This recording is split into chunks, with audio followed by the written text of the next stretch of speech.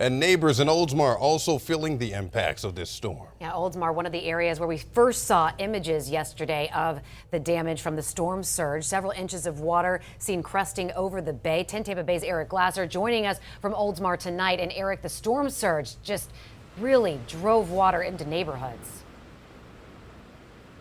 Yeah, Courtney, you know, the thing is about Oldsmar is that if you know the topography of our area, it may not be as far north as, say, Citrus County, but it sits at the very top of Old Tampa Bay, right? So all that water that's been pouring up and being pushed up by this storm surge and wind has to stop somewhere and come ashore.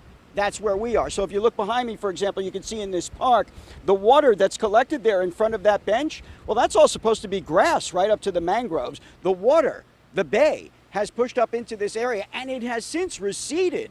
Actually, if you start to look across the street, you can see some of the homes that have water in front of it, and look at the debris line. I want to show you that it is mostly dry now, but look at the debris line. It goes one house in and then another one that's even farther in than that. At least 2 or 3 houses. We're talking about that's how high the water got here over the course of the last 24 hours.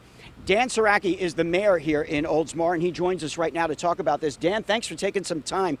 Gosh, you said this is about as bad as you've seen it. Eric, first of all, thank you for coming out to Oldsmar. Yes, this is the worst I think I've ever seen. I moved into Oldsmar in 1995.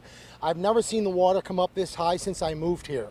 That's 30 years, and yet here we are. We were talking about the time that this started pushing into our area, a tropical storm at the time. Does it trouble you as the mayor about what could take place if we did have a direct hit from a 3 or a 4? It absolutely does. I am really concerned about our citizens and our residents. But one thing I want to make very clear, I'm very thankful for what our city staff did to make sure our city is safe and secure.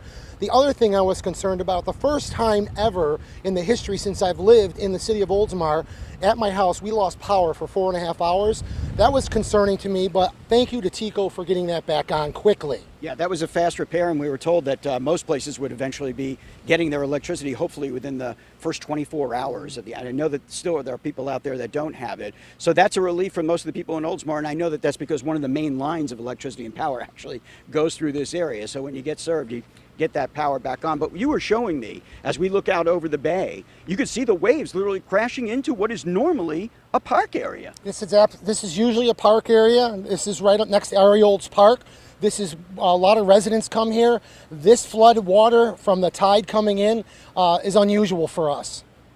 So when you see this again and it pushed over, you're obviously hopeful. I know that the tide is going out at this point. That you don't get another rush of water before all this is done. I'm hoping that this is the end for this storm. Another thing is the banks where the runoff water has never been so high before. I've never seen the water in the dredge in the channels there. I've never seen them so high before, so that's a concern for me. And then the other thing, to the residents, when you're driving through these flooded streets, please take your time and be courtesy to the neighbors. The water's been splashing up to their homes. That's a concern, and I just want to make sure that we must all respect each other and make sure that we take care of all our properties. Yes, thank you, Mayor, and it's a good message to send out there. Thanks for taking time to talk to us. It's not just here in Oldsmar. It's a good point that in other areas where you do have standing water, be sure if you are going to go through standing water, and I can't recommend it, but if you are going to go through standing water, take your time, go slow. As the mayor pointed out, that creates a wake that sometimes is pushing into people's houses who are trying to keep those houses dry. That's what you can see here along Shore Drive right now here in Oldsmar. Again, we'll keep an eye on it. We expect that this was probably the worst of it. The tide is going out at this point, but when you've got those bay waters with nowhere left to go, it's communities like this that start to get really concerned. Live tonight in Oldsmar, Eric Glasser, 10 Tampa Bay.